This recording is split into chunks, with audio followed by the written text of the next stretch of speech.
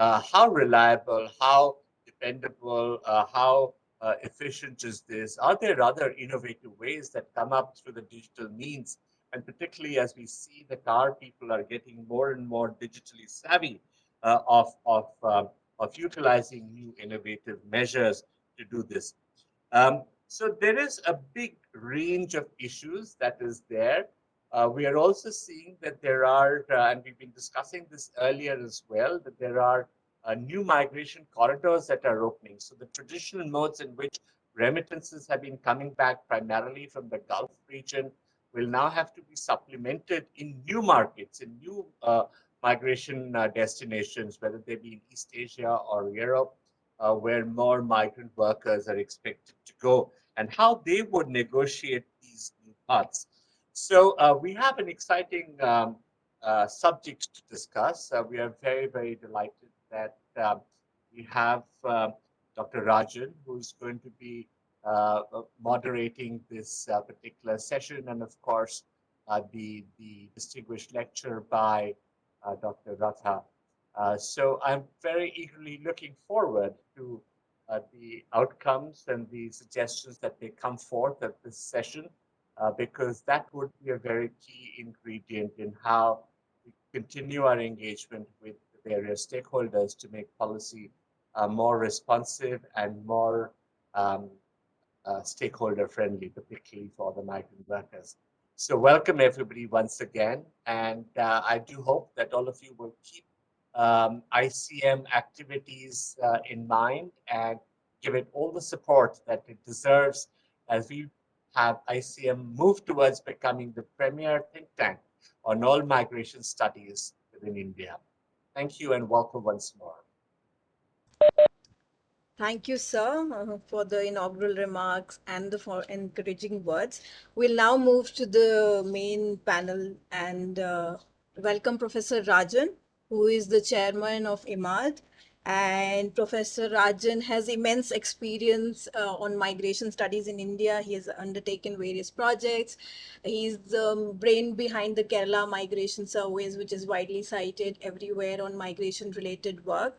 So Professor Rajan will be moderating today's discussion. Professor Rajan, may I request you to introduce the speaker and take over the proceedings? Thank you very much, Surabhi, for the introduction, and also the Secretary Sri Sanjay for the welcoming remarks. I am going to limit my introduction of Dilip in a few words, because I think anybody today in the world talks about remittances, I think Dilip will be there.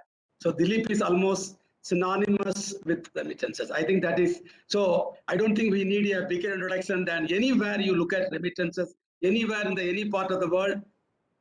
Dilip Ratha means remittances, and remittances mean Dilip Ratha. I think that is something we all proud of Dilip Ratha, but I would like to say 2 words about him. I think this is also relevant for many people who listen to this particular talk. I am also waiting for his talk because he's talking about future of remittances. In fact, I am more interested on future of migration from India, because they are the one going to send remittances. So I am very keen on this talk, because that will add some value to my own research on future of migration from India, which will lead to remittances back to India. So I think we are in the same corridor on talking on the different subject, but both add value to that. And Dilip Ratha is one of the person, I think, is that we have 2 types of people in the world. One is researchers. They do research and that is the end of it. And there are people who are policy makers and they don't do research. They only make policies. Sometimes with the data, with evidence, without evidence, this will be all going on. But Dilip Ratha is one of the, one of the group of people who influence policymakers globally. I think that is the beauty of Dilip Ratha. He influences policy making on diaspora bonds, remittances cost. That way he played a major role globally to influence policymakers in many countries, including India. He was in India, prior to COVID, to discuss on diaspora bonds in Kerala in the wake of floods. So I think he is widely known. So I'm not going to give more time to introduce him, and I am also not going to give any remarks right now. I would like to listen to you as much as you are all waiting for him. Once he finishes his talk, I will give my remark, then I'll open it for the floor. It is Dilip's time. Dilip, floor for you. Thank you, Rajan. It's always wonderful to see you and be on the same panel with you. But I want to also start by thanking Mr. Bhattacharya and Ms. Singh and the ICM for inviting me to this presentation. I was actually working with the previous Ministry of Overseas Indian Affairs when the ICM was set up. And I was very proud to see that finally Government of India has set up a center which focuses on what is not only a very important issue, key significant issue for India, but what is going to become even more important in the future. And we are looking at a very tangible aspects of that benefit that particular topic brings to India. That is the topic of migration and remittances, and in particular, the tangible part is remittances. The tangible benefit that remittances bring to India, and the importance of that is growing, and the importance of that actually becomes even larger during times of difficulty, like the COVID-19 crisis, or prior to that, the global financial crisis, for example. We know that when India came very close to having real balance of payments difficulties in 91, it was the diaspora, the migrants, who were perhaps the cause and the savior both of that crisis. Well, I mean, the main cause was probably oil price and all those things, but really, migrants played a very important role, and the non-resident Indian deposits at that time and remittances. I'm talking about 91, the balance of payments difficulty that India had. Those days, they played a very important role. And then India did the diaspora bonds, the Resurgent India bond, and then the India Millennium deposits. And again, showing that migration has proved to be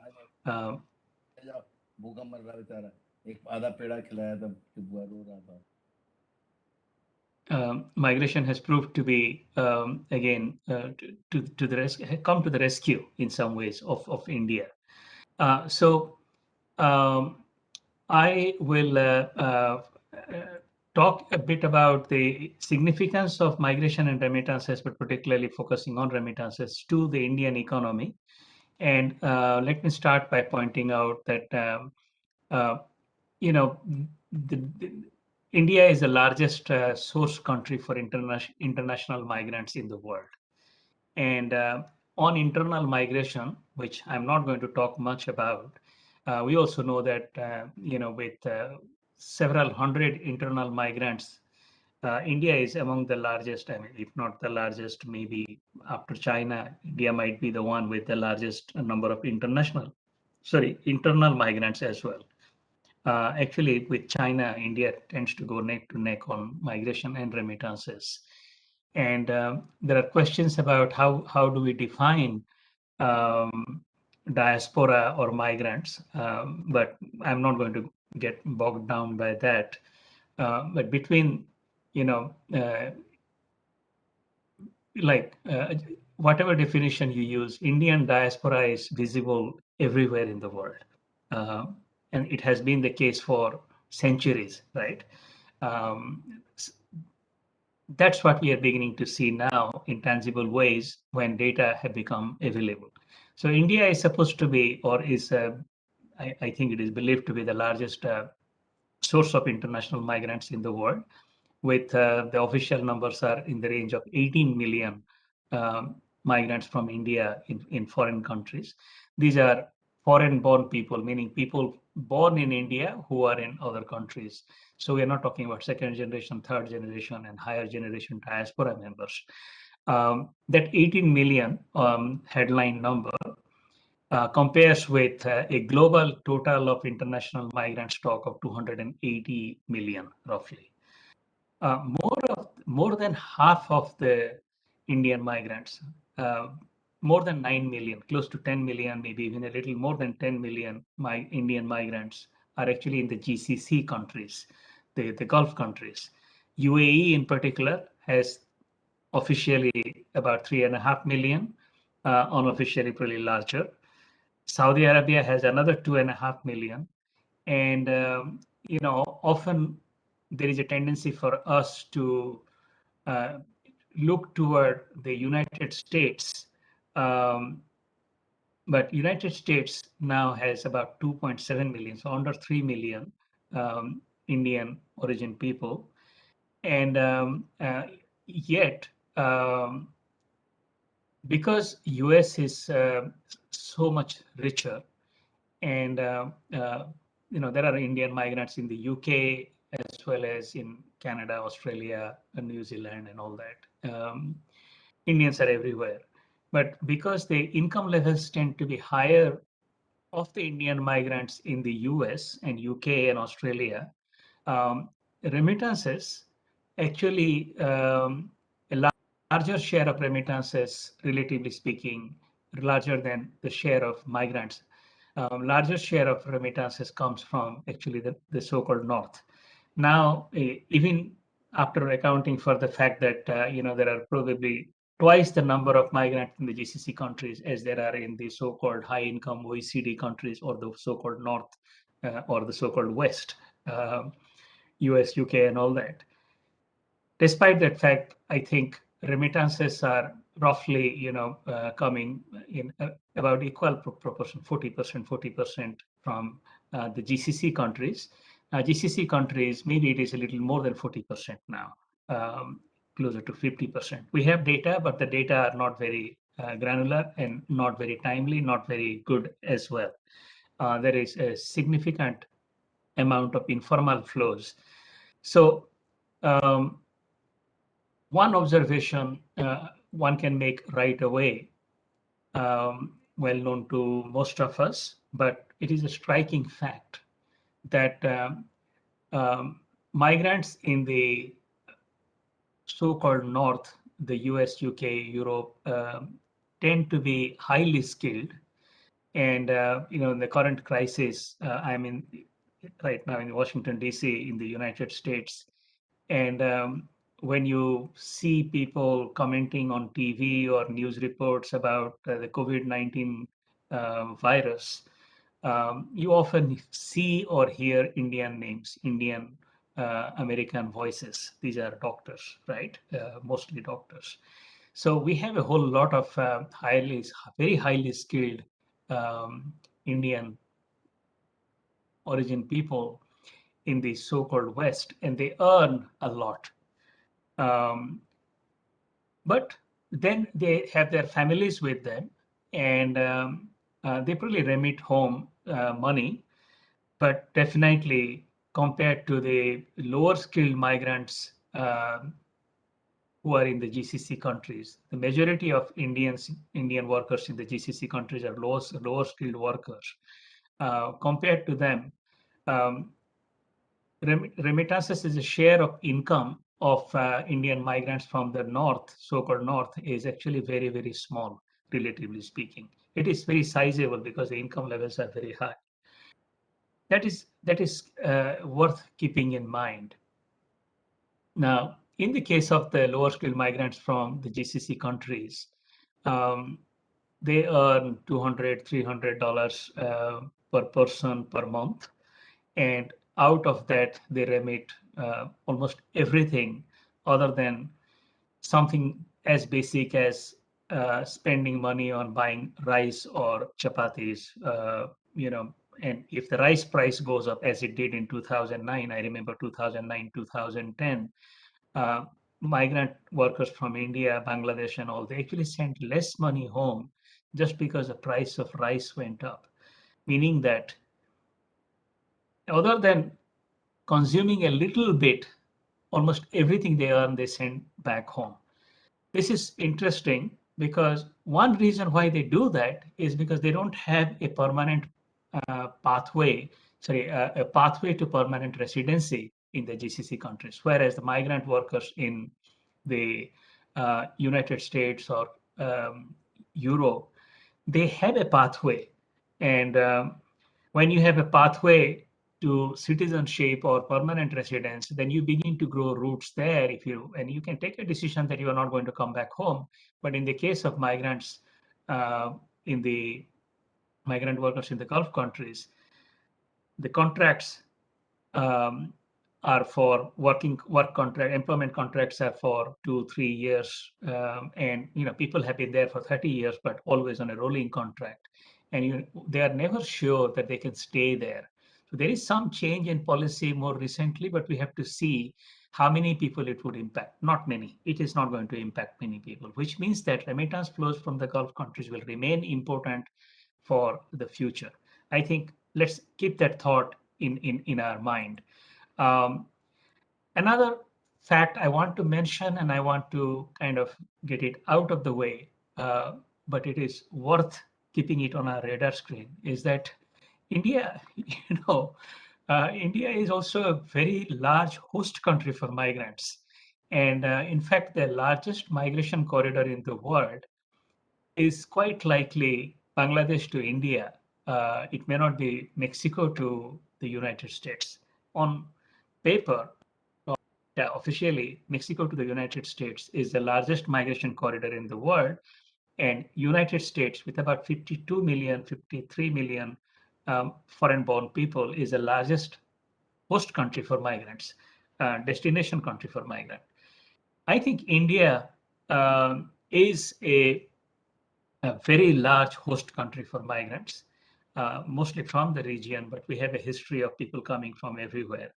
Um, some of them actually came and took over, if you remember, which is what we are celebrating 75 years ago. We became independent or something. But we have a history of migrants in the United States, migration to the, sorry, what am I saying? India has a history of migration from the region, and India is the second largest, if not the largest, migrant hosting country in the world. That data, for various reasons, is not available. And I think we need to bear that in mind, because when we talk about 5 million migrants or more than that million migrants, each individual is a human being, and that individual is probably attached to 5, 10, 20 more individuals, either in India or out there in their own country, and in their own country, meaning their country of origin. And I think we need to remember that as we want remittances to be facilitated from outside into India, we also need to think about facilitating remittances out of India. And right now it is by policy banned, as you know, most cases. And in some cases, even if it is working, it's not working very well. So what happens is that in that case, money goes underground. Money will flow, people will find ways. So money is going underground and nobody benefits. Migrants are losing because they're paying maybe 2 times the price, 3 times the fees for sending money. Sometimes the money goes missing and the country loses out because the flows become invisible. Both the origin country as well as the source country for remittances, they become invisible. This point applies to India as a recipient country for remittances as well. Also, it applies to India as a source country for remittances. So whatever I am going to say about facilitating remittances to India is going to apply also to facilitating remittances out of India, outward remittances. It's not only about just facilitating outward remittances for tourism or for paying student tuition bill for Indian students abroad. By the way, I just came back from Toronto 3 weeks ago, and I was struck by how many Indian students are working in restaurants, and it is a fact that I think worth mentioning. It was not part of my presentation originally, but I would like to mention this. I was struck by how, let's say, the downtown Toronto area, almost all the restaurants have Indian students running the restaurants. So they are the waiters, they are the cashiers, they are also the dishwashers. And these are students, these are college students, university students. They are running the restaurants there. So Canadian government allows students to work outside the campus. United States government doesn't allow that. And that is benefiting the local community hugely, right? By the way, that also leads to all sorts of anti-immigration rhetoric. And in particular, they target the Indians, the entire anti-immigration types, and Indian students in this case. It's not Indian, just anybody.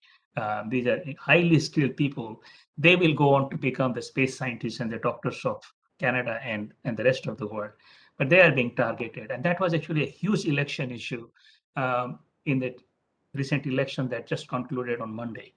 Um, just on a radar screen, there is that whole student population which kind of falls out of the our radar screen. Okay, I want to move on to the more substantive aspects of the importance of remittance flows. We know that India is being the largest source country for migrants. It is also the largest source recipient country for remittances. So last year, 2020, India received about $83 billion in remittances. And compare that with flows of, let's say, foreign direct investment, where we have what? Entire departments, we have entire international institutions, and we have the whole multinational corporations, right? I mean, their household names in India as well as everywhere else. Foreign direct investment inflows to India is in the range of 60 billion, and remittance flows are 83 billion. Even if you combine all the flows to the stock market, foreign money coming through the stock market and the bond market into India, even if you then bring in all the official aid that comes into India, which is declining and which has always been very small, remittances dwarf the sum of foreign direct investment, portfolio flows through the stock market and bond market, and official aid. In other words, it is perhaps the largest single source of external financing for India. A remarkable fact during the COVID-19 crisis was that the projected decline, expected decline, did not materialize in remittances. Remittance flows proved to be resilient in the face of the COVID-19 crisis. And there are many reasons for that. One is the increased need for help from families, but very importantly, migrants were willing to support the families even when they were themselves having all sorts of difficulties. So it is the willingness of migrants to continue to support families in the face of increased need for help from families in India. So that is, I think, the foremost reason. And that willingness to send money home to support families of migrants, that willingness was enabled in the host countries where these people are by counter-cyclical fiscal policy, the cash transfer programs, the employment support programs that many large host countries put in place.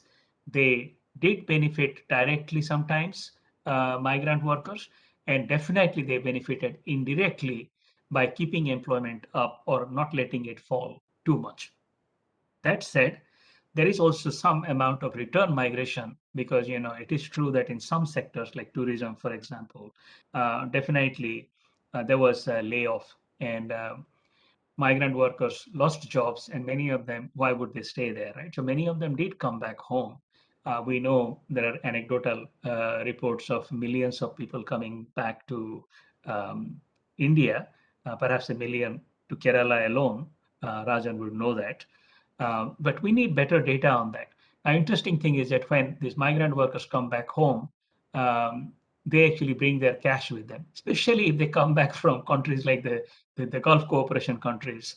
Then they have no pathways there. So why leave the money there? They will come with whatever they have, either in the bank account or under the mattress or wherever they have it. They bring it back with them. Now, interestingly, that means that remittances go up perversely. So that is another reason. And mostly it is the counter-cyclical fiscal policy leading to better than expected economic performance better than expected employment levels of foreign workers and domestic workers in host countries. That was the main reason for the resilience of remittances. Now, one interesting phenomenon also was a shift in flows from informal to formal, and also from cash to digital. Um, Cash to digital is known because became a lot of things became easier to do digitally, including these conferences that we are doing these days through virtual means. But there was also difficulty in sending money through the face-to-face contacts that often informal channels require. Informal channels are sometimes hawala dealers, or sometimes actually oftentimes it is somebody going home, a friend or family member, and you or yourself, and you carry cash or you give cash to these people to carry. It's perfectly legal, but with travel becoming restricted during COVID-19, informal flows were affected. At the peak of the crisis in April and May, in fact, many money transfer companies were just not even open. So even if you had money, you couldn't send money home. And that effect was felt. So in those months, um, remittance flows to India actually declined by 8% in the second quarter 2020. Third quarter, there was another fall of about 6.5% or so. It was less of a fall than we were expecting, but there was a fall nevertheless. There was also a one-off effect, and I think I'm not doing very well on time. So I'll try to wrap up in 5 minutes. Rajan, is that okay? Yes, please go ahead. Thanks. So there was also a one-off effect last year.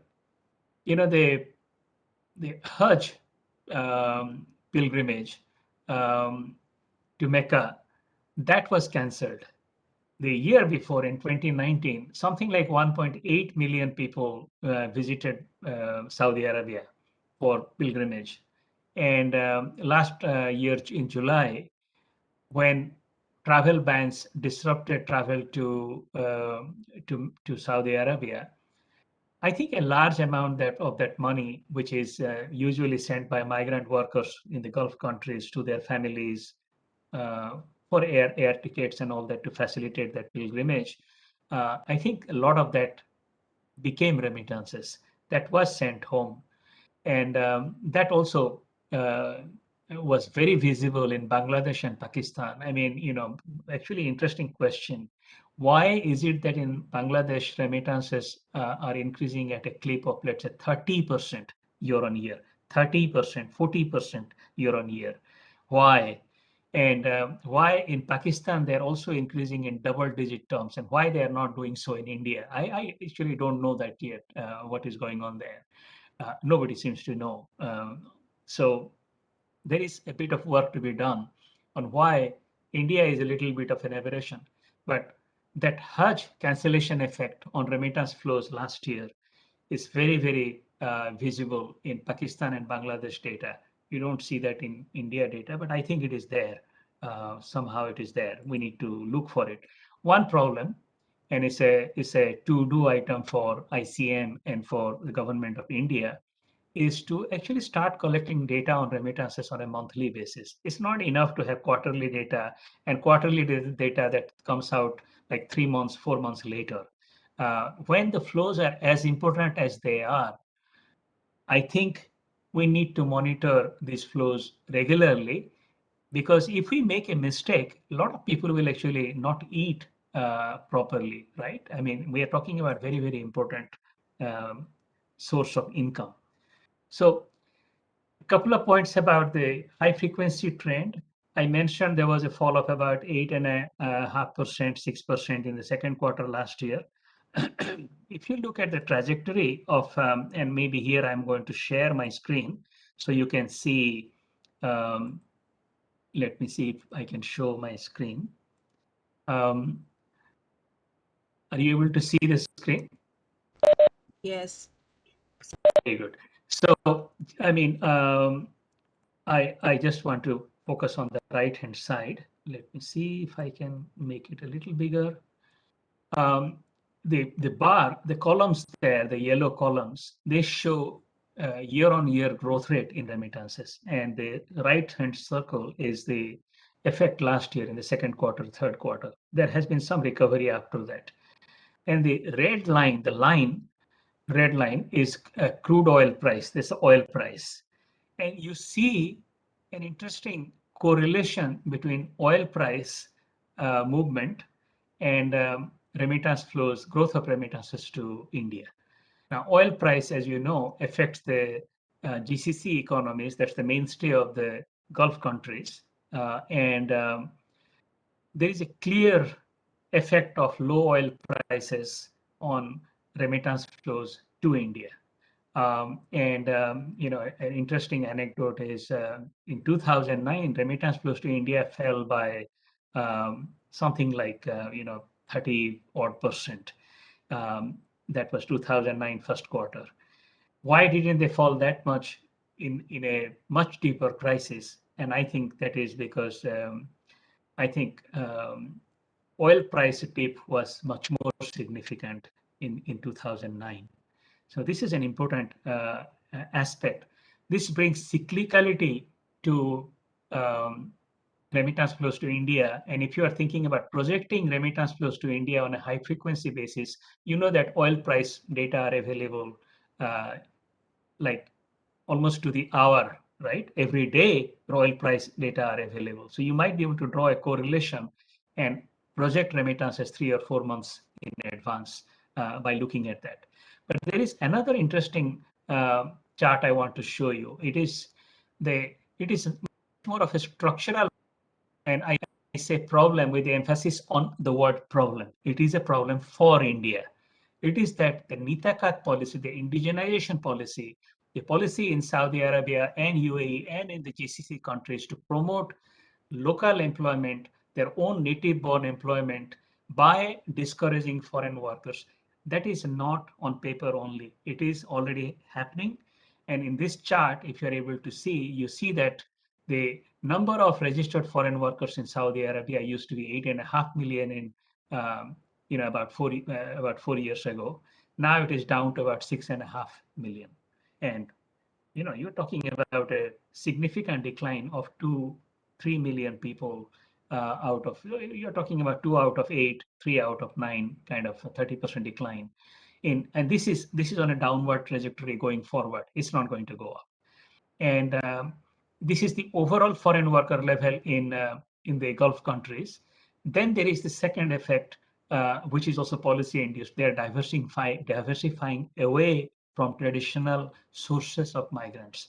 They are going to Africa. They're looking for cheaper labor and less vocal labor, less vocal workers, meaning that that process of diversification away from India will be there. This is a high risk, and for the future, it doesn't bode well in some ways. So that's basically the story on the high frequency flows. And on remittance costs, I mean, again, I'm going to show you this chart. You know, it's very cheap to send money from Singapore to India. It costs 2.2%. But if you are sending money from Thailand to India, it's like 16%. Japan to India is 12%. South Africa to India is 12%. I mean, wherever the countries have regulations, meaning host countries and source countries for remittances, like Thailand or Japan or South Africa or Sweden or France, wherever the countries have regulations that favor sending money only through banks and not so much through money transfer companies, that actually increases the cost of sending money home. So there is a huge agenda to be done, a huge agenda to be addressed to bring down the cost of sending money to India. And imagine if you know, India is receiving over $80 billion and remittance costs are brought down by 3% or 4 percentage points. Now that would be 3 times 80 or 4 times 80, you're talking about $3.2 billion, right? So it's a significant amount of money that can be saved in the hands of poor people. So with COVID crisis, supporting stranded migrants and supporting return migrants, providing vaccines and all that is important. But I want to highlight that as the trend is definitely moving towards a shift in remittance flows towards digital channels, a prerequisite for digital remittances is a bank account.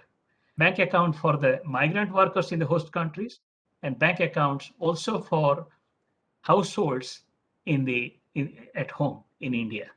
And both don't have bank accounts, both. So India has a lot to do in terms of improving financial inclusion. And then I'm going to move on to the final slide, maybe final 2 slides, and make a couple of remarks about first the global remittances agenda. As I summarize it, it has 4 components. And where are we? Where is India in this picture? And I'll only highlight a couple of them, and we can take up others in the Q&A.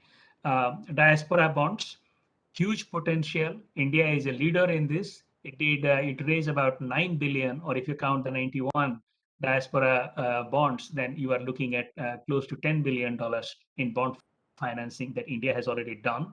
And it has been very successful because even when the bond matured, the money didn't leave the country. Mostly it stayed in India. And we had to reclassify remittances. You'll see a huge jump in remittance inflows to India in 2000. 2003, that period. So diaspora bond remains a potentially huge instrument for mobilizing diaspora savings. And a simple point is that migrant workers, even in the Gulf countries, send money home, but those who are like drivers and teachers and upper class, higher skilled, medium skilled people, all of them actually keep some money with them. And that money, if it is under the mattress, doesn't carry interest rate. If it is in the bank, it also gets 0% interest rate these days in dollar terms. So if we offer a bond that gives 3%, 4% interest rate, they will send money home. And this is, they will buy these bonds. So that's the beauty of diaspora bond. And we were trying to do one in Kerala. We will see how that progresses. Linking remittances to mortgage loans, consumer loans in India, that's another potentially very lucrative area. And a couple of words about cryptocurrency, Bitcoin, blockchain, and all that. There are many things there. So there is the cryptocurrency, which uses the blockchain technology, and Bitcoin is an example of that. There are stable coins which are linked to the dollar, and then there is a central bank digital currencies that are coming in the future. Now, central bank digital currencies are not relevant yet. The stable coins, they just mimic the digital channels. Bitcoin and such cryptocurrencies, including the Ripple and Stellar, and there are 1,500 odd cryptocurrencies in the world. The problem with using Bitcoin for transferring remittances to India is that the flows are usually one way. 83 billion coming in, maybe 3-4 billion leaving the country. So mostly it is money coming in constantly. What that means is that the migrant would buy from dollars Bitcoin. Bitcoin then would be transferred to India. That Bitcoin then has to be transferred to rupees, provided that is possible only if Indians are willing to pay rupees to buy Bitcoin, and there is not enough demand for Bitcoin in India. So until that happens, Bitcoin price will fluctuate 10%, 20%. Within an hour, it can fluctuate 10%. That will wipe out the entire migrant saving, the entire remittances. So it's not a big force yet. That's basically most of the what I wanted to say.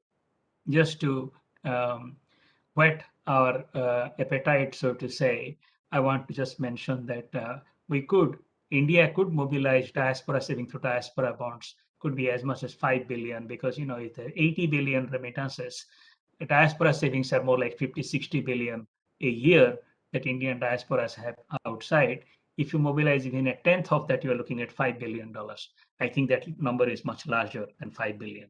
Reducing remittance costs can actually save $3-4 billion. Reducing recruitment costs that are paid by migrant workers, Indian migrant workers, mostly in the Gulf countries, that could bring in another billion or two. Then there is a mobilizing diaspora philanthropy. And then there are all sorts of other interesting effects that remittances bring to credit rating of the country. And because of that, they reduce the borrowing costs of the country. Also, remittances can be used as collateral for bond issuance and thereby reduce the cost of borrowing. So there's a huge potential for leveraging remittances, both at the micro household level and individual level, but also at the macro company, bank, country level. Let me stop there. I took too long. Thank you. Thank you very much, Dilip, for your excellent talk. Surabhi, we are almost in the time is almost the concluding remarks. So how much time I can take more? Another 15 minutes? Sir, you could take 10 minutes. Oh, okay. 10 minutes. Okay. Okay. So anyway, we have only 10 minutes. So let us see how it goes. And I think, I don't want to repeat what Dr. Dilip said, but I want to put something on perspective. I think there are 2-3 issues I would like to directly ask Dilip. Of course, then I will ask the audience to have 1 or 2 questions. Then we'll give probably 3 minutes for Dilip to respond. One is, Dilip, that, the stock of migrants are the predictor of remittances. This is what I always believe. People who go today, they don't send remittances. That means you should have some type of stock, say 8 million, in Gulf, or 10 million in the Gulf. I think how the stock is really affected during the COVID-19 crisis. Because just to give an example, in Kerala alone, 1.4 million people came back through Vande Bharat flight. 1.4 million, as per the Finance Minister of Kerala. And our estimate from the Kerala survey is 2.1 million stock in the Gulf, 1.4 came back. That means 2 out of 3 have already come back. How many have gone? We don't know. Anyway, the other side, we don't know. If the stock is coming down, what will be the impact on remittance? This is, I just wanted you to little bit debate on that. The second point is that, for example, even the 83 billion, what you are talking about, it is not equally distributed across states or across states. This is a very high, what I call them, inequality between states in terms of remittances. It's not equally distributed. It's not like the raise and rise given to every state, or it's not their poverty estimates. So the money is going to few pockets. I think it is going to expand. I know that. For example, you take the latest data. Some idea indicate that out of the 83 billion, 20% comes to Kerala. 20% comes to Kerala. That means out of 5 rupees come to India, 1 rupee comes to Kerala. Of course, 4 goes to other places. But that is equivalent to 30% of the Kerala state income, which is not true for India. India is only 3%. So there will be state-specific studies, state-specific impact, state-specific implication. I think there's something one has to look at it, because you are talking about India, but India has many layers like states. And finally, this is something we were discussing yesterday. Out of the 14 lakhs people came to Kerala alone, at least 2 to 3% have not received their wages during the COVID-19, what we call them wage theft. Now, suppose assuming that many people were getting low wages, of course, we know people lost jobs, people lost wages, but some people did not get their wages, final payment, so many things they lost. Suppose assuming that money also would have come, if the Gulf countries have paid their dues to our migrants, poor, unskilled migrant, then remittances would be maybe $90 billion, not even 83. What is your take on these 3 points? And I'm going to leave that points with you to think, and I'm going to open it for the other people. Anyone has a pressing question, because Surabhi said only 10 minutes. At least I would like to take 3 people to give me any question. 3 people will be first come, first basis. 3 people. You can raise your hands, or you can give in the chat box anything. I can also read to Dr. Dilip. 3 people, can you? Yeah, I can see 1 hand now. Can you introduce yourself and speak, please? Hello, sir. Yes, please. Can you hear me? I Yeah, can hear you. thank you very much. Thank you very much, Professor Rajan and Professor Dilip Ratha and other dignitaries. a very wonderful and important talk. Myself, Dr. Naresh from Center for Diaspora Studies, Central University of Gujarat. Sir, I have some small query, so I would like your comment and suggestions. We have a very limited numbers of actually information in case of absolute or relative remittances data given by the RBI, Reserve Bank of India, in terms of like different occupational groups are residing in different countries. So what kind of actually approaches or mechanism has been taken by the RBI with the support of ministry to actually look in this important matter, because the remittances has been seen that important part of major changes in terms of micro and macro level contribution in the place of origin. So please highlight your comments, sir. Thank you very Thank much. you, Naresh. I can see that Chandrasekhar Bhattis want to speak. Yes, please. You can unmute. You can unmute. Yes. Yeah, Professor Rajan, you mentioned a very interesting point that huge number of people have returned to India, and Kerala has 14 lakh people returning, and there's not much of a news about their going back again to join the services, because the flight services and everything is very, very regular, and many have not opened up. And in such situation, Professor Rath's very interesting presentation mentions that there's not much of depletion in the remittances, because I'm sure there must be something which is missing, because one would expect, as we have been anticipating, there should have been quite a significant amount of depletion of resource remittances coming to India. But then the data doesn't show that. Does it mean that those who have returned have not been big contributors to the remittances? That is one way to conclude it. Those who have returned, and specifically through the flights and so on, I don't anticipate they have been much less contributors to the remittances. So the enigma, something is missing there. So maybe Dr. Rath can throw some light on this. It's very interesting fact indeed. Very interesting. Despite the huge return migration to India during the COVID situation, the remittances have not really shown much depletion. So somewhere something is missing there. So thank you very much. Yeah, for we will investigate that. Divya Balan, Yeah. Divya Balan want to say anything? Yeah, and then we'll stop there. You can unmute, Divya Balan. Hope I'm audible. Thank you very much for this opportunity. Good evening, everyone, and wonderful presentation, sir. So I have this question, which is about also the way in which these remittances are invested in the home states. For instance, in the case of Kerala, this we have discussed for so many years now, that we invest in gold, home, land, mostly unproductive investments. So what can we do about it?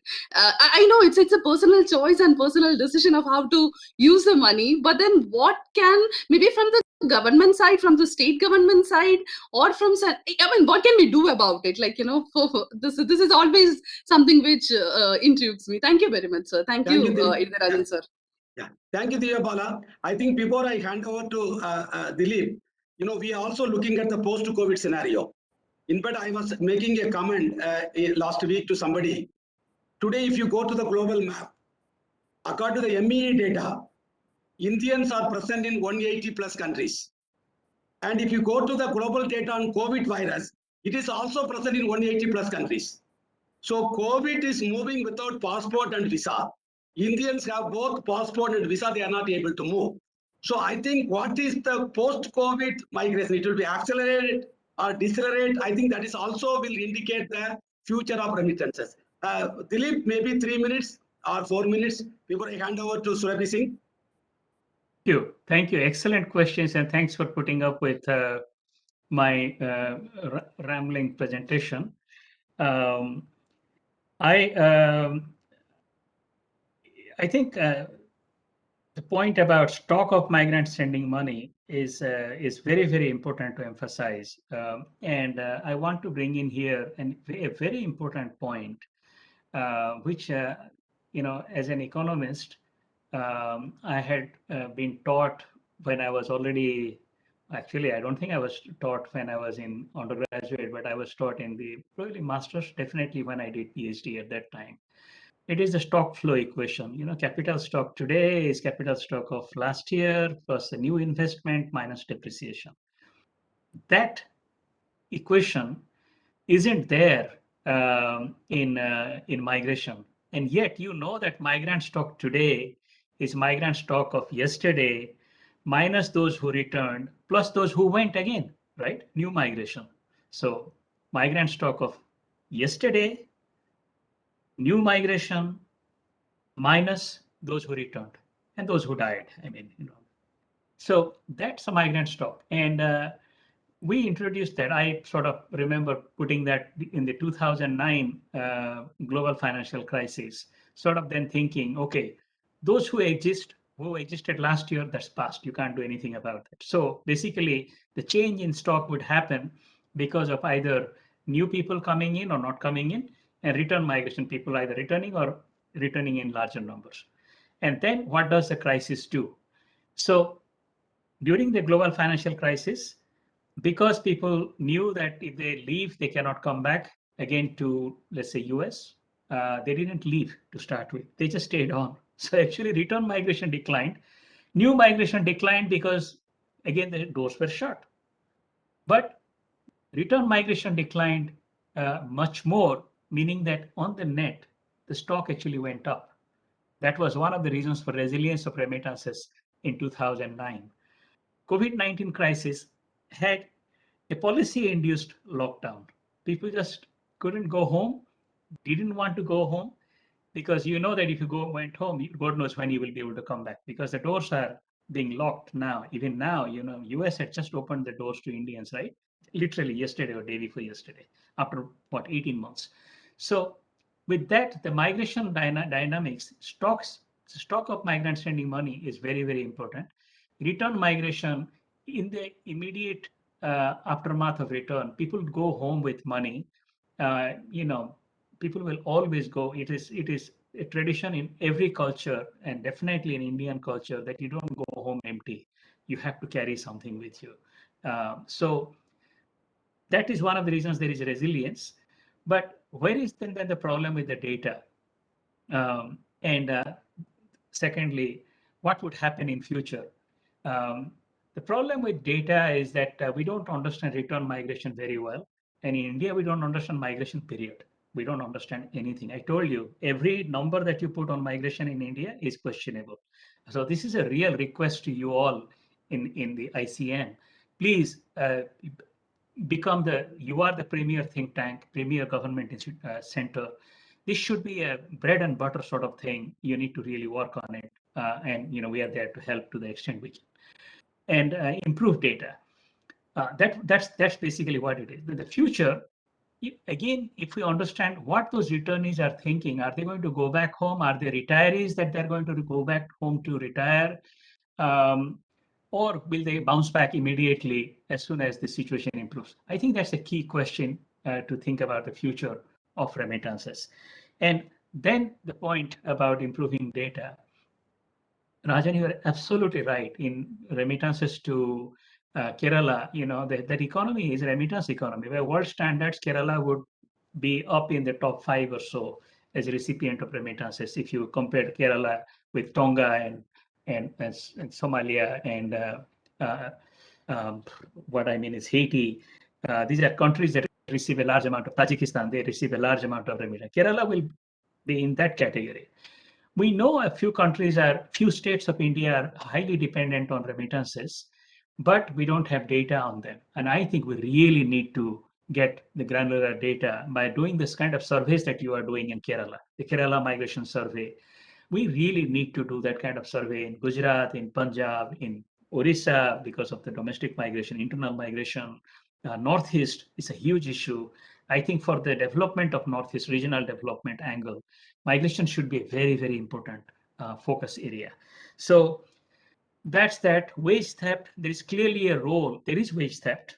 Employers are not paying. If employers are themselves starving, they're not going to pay workers. And definitely they're not going to pay foreign workers who may go out and they have no rights anyways. So there is rampant wage theft all around.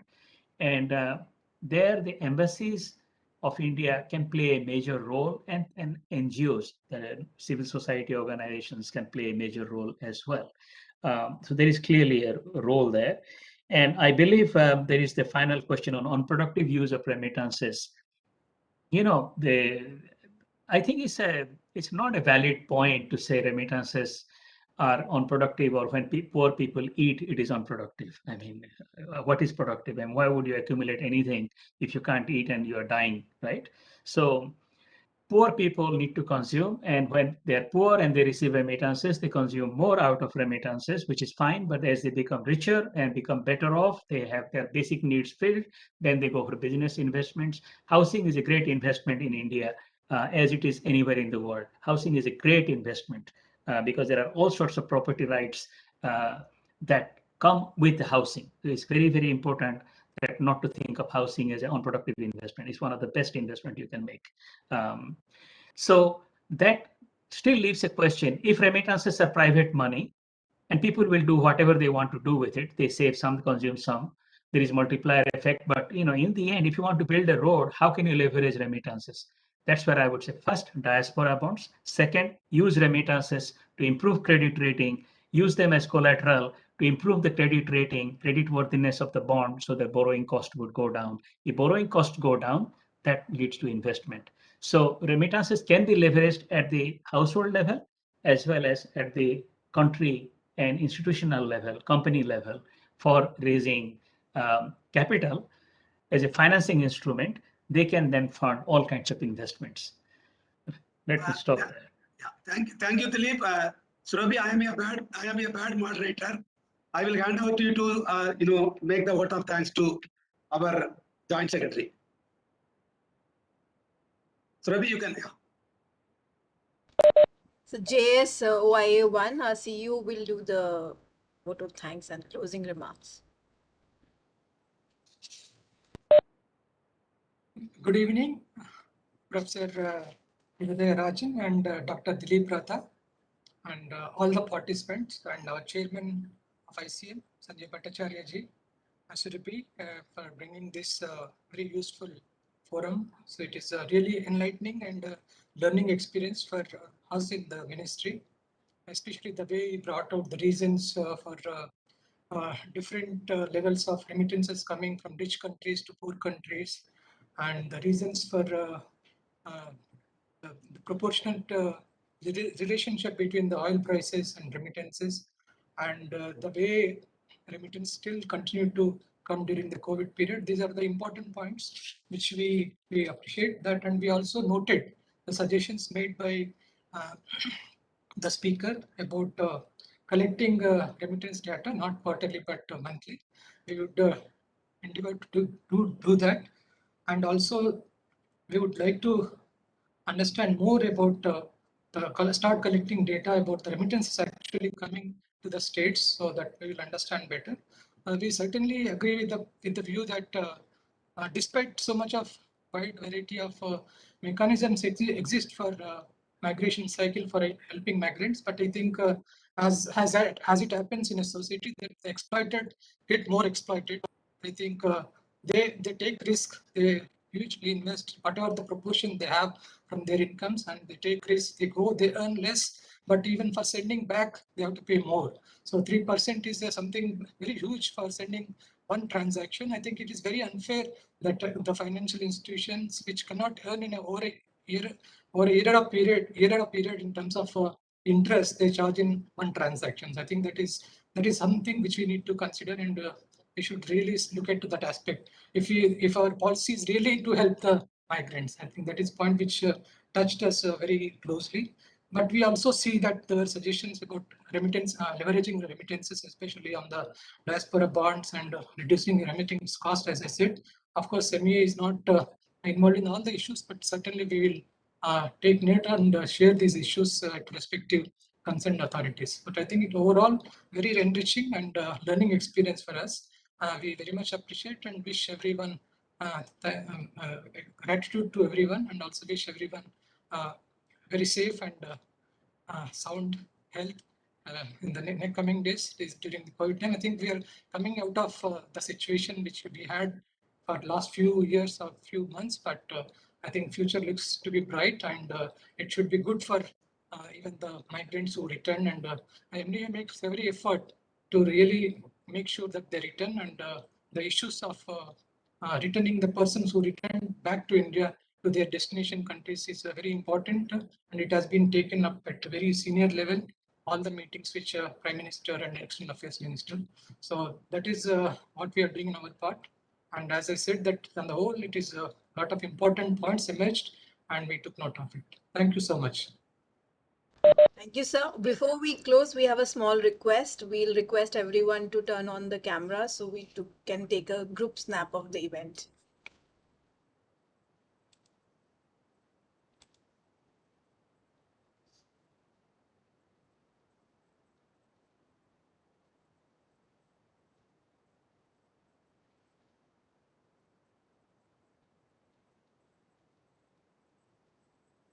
I think we have taken a few snaps. So have a pleasant evening, everyone, and thank you once again. Thank you. Thank you. Thank you very much. Thank you. Thank you. It has been marvelous, Dr. Rath. Thank you. Thank you, Dilip.